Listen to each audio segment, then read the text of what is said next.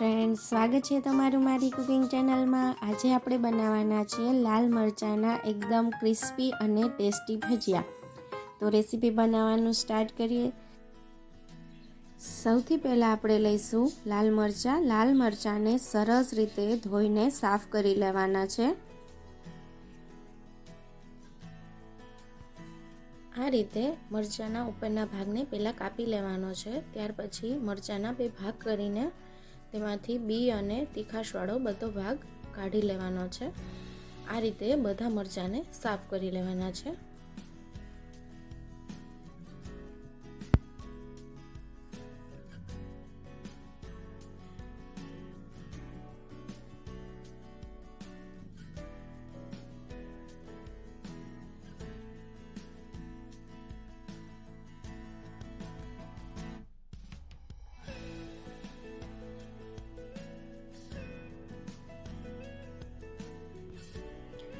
ત્યાર પછી મરચાંને 2 થી 3 પાણી વડે ધોઈ લેવાના છે। પાણી વડે મરચાંને ધોવાથી તેમાં રહેલી બધી તીખાશ દૂર થઈ જાય છે।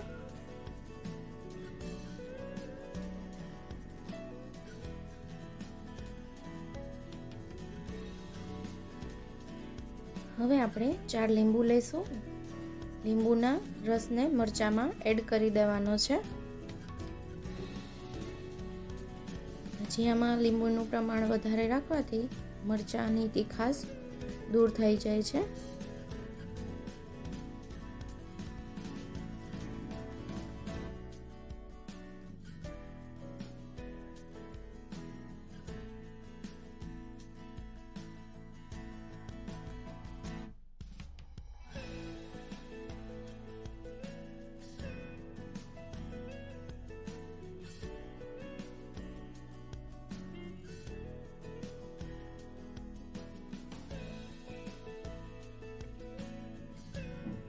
હવે આપણે સ્વાદ પ્રમાણે મીઠું એડ કરીશું।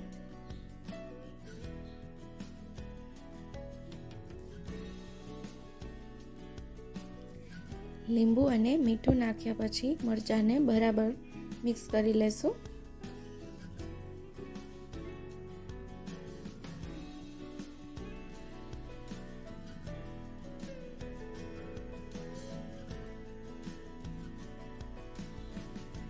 ત્યાર પછી આપણે તેમાં 1 ઇંચ આદુના ટુકડાને ખમણીને એડ કરવાનો છે।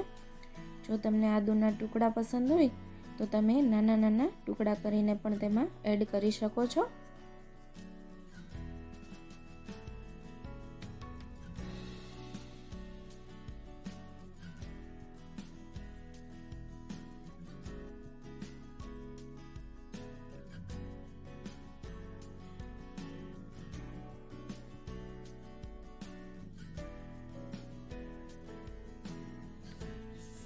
આદુ એડ કર્યા પછી મરચાંને ફરી એકવાર બરાબર મિક્સ કરી લેશું।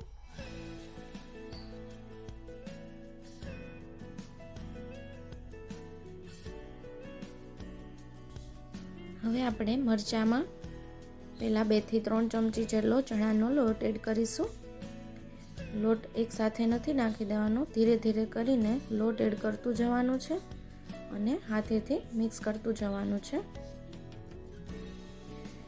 બધા મરચાં લોટથી બરાબર કોટ થઈ જાય તે રીતે આપણે લોટ એડ કરતું જવાનું છે।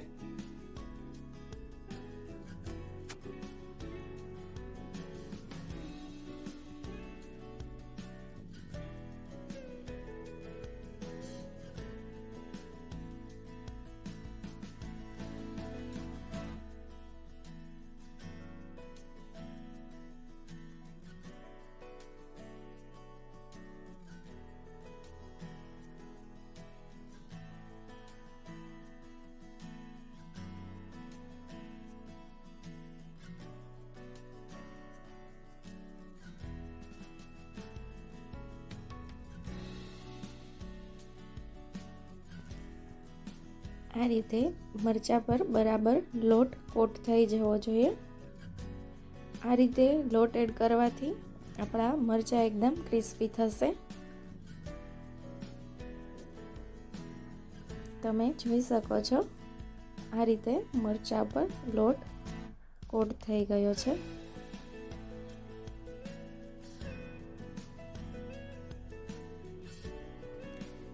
હવે આપણે તેલ ગરમ કરવા માટે મૂકી દીધું હતું. તેલ આપણું મીડિયમ હોટ હોવું જોઈએ અને ગેસની ફ્લેમ પણ મીડિયમ રાખવાની છે. આ રીતે એક એક કરીને ભજીયા મૂકતા જઈશું અને એકદમ ક્રિસ્પી બ્રાઉન રંગના થાય ત્યાં સુધી આપણે તેને તળી લેવાના છે.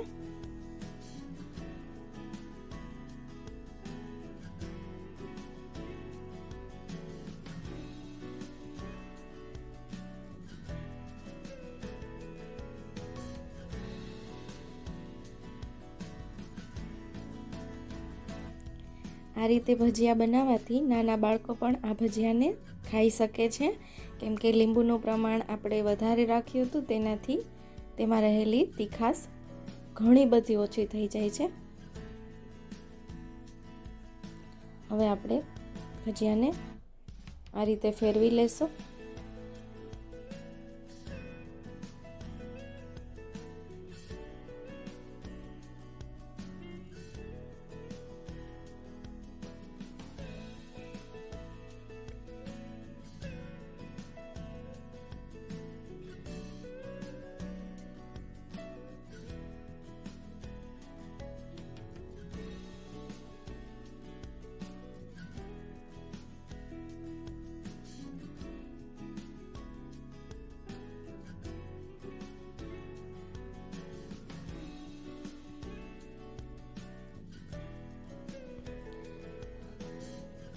હવે આપણા ભજીયા ગોલ્ડન બ્રાઉન રંગના થઈ ગયા છે.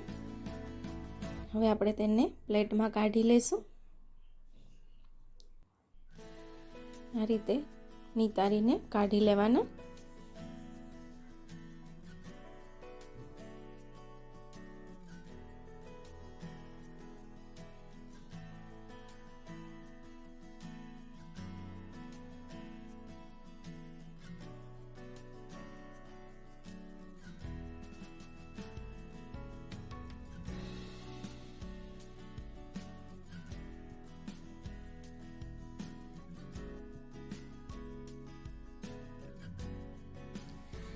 તો ફ્રેન્ડ્સ, રેડી છે આપણા ગરમા ગરમ ક્રિસ્પી લાલ મરચાંના પટ્ટી ભજીયા. તેને આપણે મસાલા છાશ અને ઠંડા દહીં સાથે સર્વ કરીશું.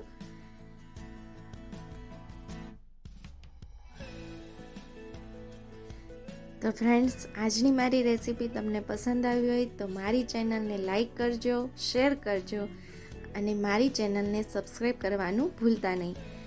આવી જ નવી નવી રેસીપી શીખવા માટે બાજુમાં રહેલા બેલ આઇકનને પ્રેસ કરી દેજો, તેથી નવા વિડીયોની નોટિફિકેશન તમને મળતી રહે. Thank you for watching.